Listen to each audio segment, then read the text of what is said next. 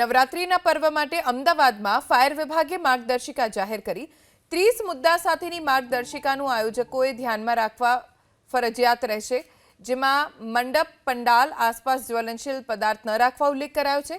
કોઈપણ ભઠ્ઠી, electric substation કે રેલવે લાઇનની દૂર સ્થળ નક્કી કરવું, સાથે જ મંડપ કે સ્ટેજ ઉપર સ્ટોલ ઊભા ન કરવા, પંડાલની ક્ષમતા અનુસાર લોકોને પ્રવેશ આપવા સૂચન કરાયું છે।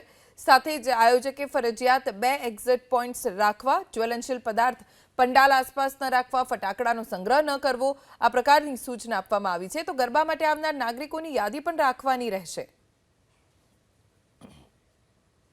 નવરાત્રિના પર્વ માટે અમદાવાદમાં ફાયર વિભાગે માર્ગદર્શિકા જાહેર કરી 30 મુદ્દા સાથેની માર્ગદર્શિકાનું આયોજકોએ ધ્યાનમાં રાખવા ફરજિયાત રહેશે, જેમાં મંડપ, પંડાલ આસપાસ જ્વલનશીલ પદાર્થ ન રાખવા ઉલ્લેખ કરાયો છે।